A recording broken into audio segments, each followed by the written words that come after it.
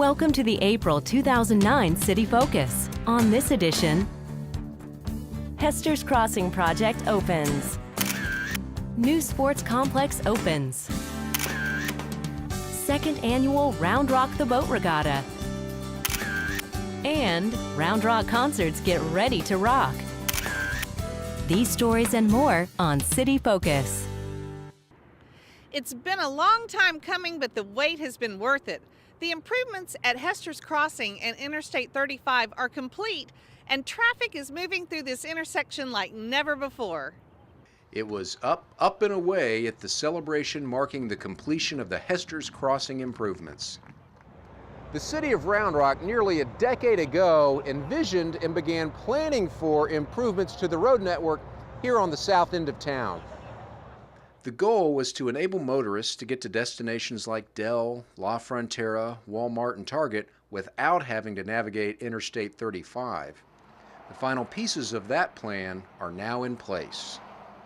With a lot of patience from the people that live in the area, we have now finally completed those improvements that were envisioned 8-10 years ago and done in pieces. And it unfortunately had to be done in pieces because of money, because of other regulatory agencies and commitments that we had to get with the state and other people.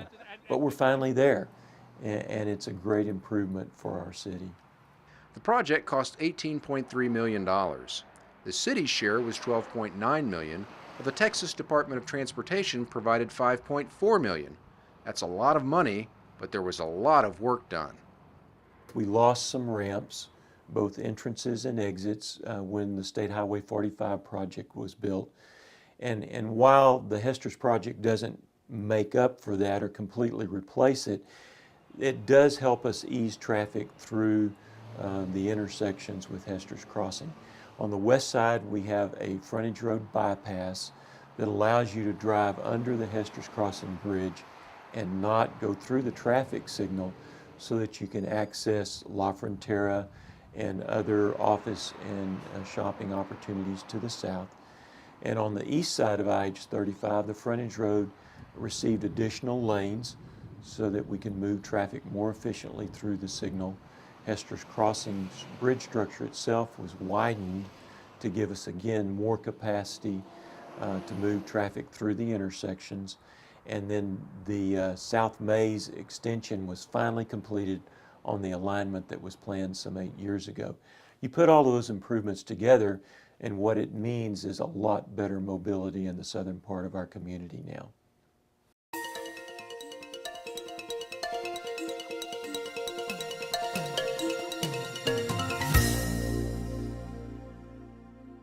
We work hard to make RoundRockTexas.gov the #1 place for official news and information from the city of Round Rock. We recently decided to tweak our homepage to better highlight our videos, online services, and social media efforts. One of the first things you might notice on the homepage are the new banners. We utilize some of the great photos submitted to our Flickr group to highlight our community's achievements. You can click on one of the ranking banners for additional information. In the left sidebar, you can see we added videos, online services, and social media. In the videos section, you can watch the latest edition of City Focus or get a link to our board and commission meeting replay system. Under online services, you can sign up for one of our newsletters, make a service request, activate and pay utilities, register for Parks and Rec programs, or get a link to search the library catalog. The social media section has information on our Facebook, Flickr, and Twitter pages and has links to our blog system homepage and our latest blog post. On the right sidebar, we added a link to our Economic Development Partnership page and freed up space in the City Spotlight for more seasonal items. To see the changes in action, surf to our homepage at RoundRockTexas.gov.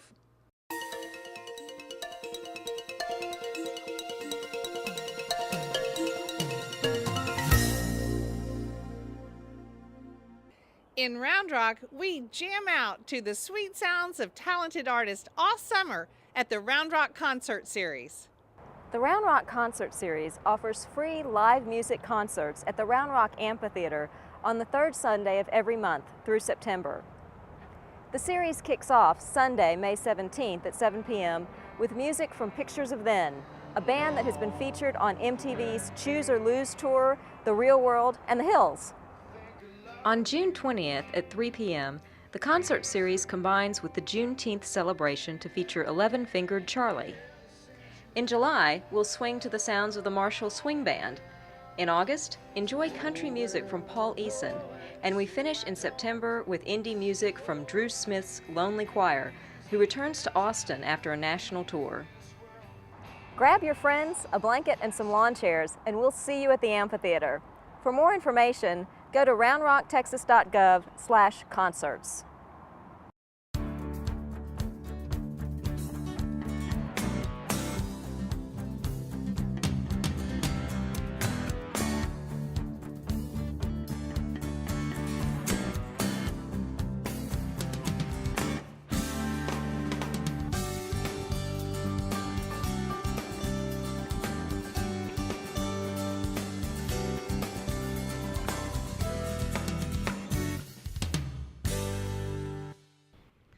Cardboard boats are getting ready to set sail right here in Round Rock's Old Settlers Park.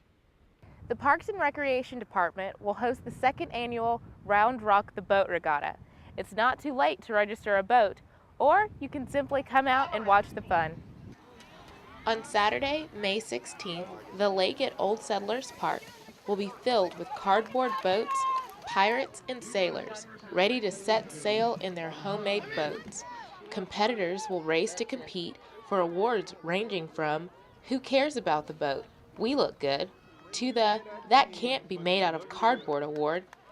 Prizes for the fastest, smallest, and largest boat will be given out, along with awards for the most spectacular sinking, People's Choice Award, and many others. Pits open at 9 a.m. with races starting at noon. Come on out and watch them sing. For more information on how you can register for the Rock the Boat Regatta, visit us at roundrocktexas.gov/rocktheboat.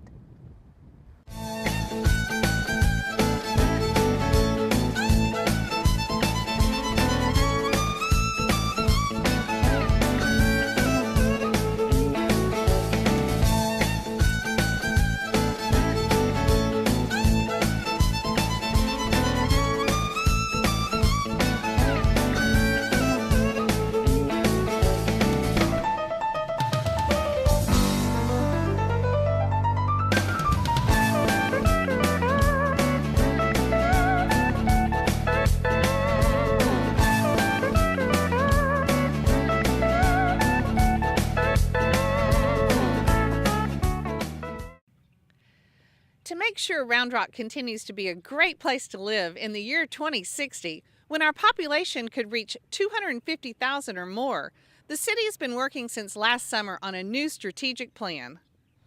Strategic planning starts with a vision, and our city council began to craft that vision at its annual planning retreat last summer. That vision is about Round Rock being the city of choice for entrepreneurs, business leaders, researchers, educators, and members of the various creative professions who want to combine professional accomplishment and achievement with a culturally rich, socially diverse, and family-friendly lifestyle. At the same time, the community will offer opportunities for personal growth, safety, and well-being for all its residents, including seniors and children. Creating a compelling vision is step one in the strategic planning process. Putting together the plan of action to bring that vision to reality is the critical second step. The plan really has two pieces. The first piece is actually developing the goals and the plan itself and the vision of the future of Round Rock, and then the second component is how we as an organization organize ourselves around that to ensure we're able to deliver those goals that were identified. The goals fall into four broad categories: economic vitality, security and safety, places and spaces, and high-value government. Now, achieving most of the goals and objectives will require a coordinated effort among various city departments. A good example is the goal of preventing neighborhood deterioration. That can involve multiple departments in the city, from police department to the planning department to code enforcement. And so what's going to be really important for us going into the future is how we organize ourselves as an organization to ensure that we're able to meet that objective across all of those departments. The city hired Dr. Herb Marlowe of the firm Analytica to guide us through the planning process. Marlowe has helped dozens of cities and other organizations develop their strategic plans, and he's been invaluable to our planning efforts. We did bring an outside consultant in to assist us with facilitating the discussions and really developing the plan itself. We felt like it was really important to have someone who's not directly involved with the community to kind of help us go through that process, that has an independent view and can really help us develop a good plan. The City Council is scheduled to vote on the strategic plan on April 23rd. To check out a draft version of the plan, go to roundrocktexas.gov/plan. Round Rock, in sports capital of Texas style, opened the Champion Fields at Old Settlers Park. On March 28th, the city of Round Rock celebrated the grand opening of the championship fields at Old Settlers Park in conjunction with the Round Rock Baseball League season opener. The 90-acre, 20-field baseball complex features a 2,000-square-foot shaded arbor area, 14 lighted batting cages, a tailgate island, 250 permanent terrace bleacher seats at the championship field, a covered playground, and ample warm-up areas outside of the fields. These renovations are all part of the $18.2 million in renovations to Old Settlers Park, including the 5 new girls softball fields and tennis building which opened earlier this spring. Together, the complexes have become premium tournament quality facilities, making Round Rock's Old Settlers Park a true baseball and softball sports destination. We're really excited about this because the kids out here today, they really don't understand how fortunate and lucky they are because they're playing the inaugural season, the very first season, on these improved baseball fields that we spent $18 million on. And so I think this is something that they really should remember for the rest of their lives. When they're back here with their kids years from now, they can say, I was there for that first year, that inaugural season. It's now open. Come out to Old Settlers Park and check out the new Champion Fields. The Brushy Creek Regional Utility Authority is a partnership between the cities of Leander, Cedar Park, and Round Rock to supply reliable and cost-effective water to their citizens. Shannon McIntyre is here with an update on the authority's regional water project. Recently, Councilmember Scott Rohde stepped down as Round Rock's representative to the BCRUA board. Rohde will not be seeking re-election of his seat on the Round Rock City Council, and BCRUA bylaws require representatives to be council members of their respective cities. He had served on the board of directors since its establishment in 2007. Councilmember George White was chosen by the City Council to be Round Rock's new representative. The BCRUA's board of directors has also chosen to push back the water supply system construction schedule by 6 months. The 3 cities working together decided that we could delay the construction of the regional water project by 6 to 9 months. This was significant because it allowed us to move our debt service out 6 to 9 months, which benefited all 3 cities. Cedar Park was the city that needed water the soonest, but by Round Rock providing them some water to get them through that 6 to 9 month period, it allowed us to push back the construction, which benefited all 3 cities. By creating a regional water system instead of 3 separate systems, the cities in the BCRUA will save taxpayers money, minimize impact on the environment, and ensure an adequate water supply. For more information, visit bcrua.org.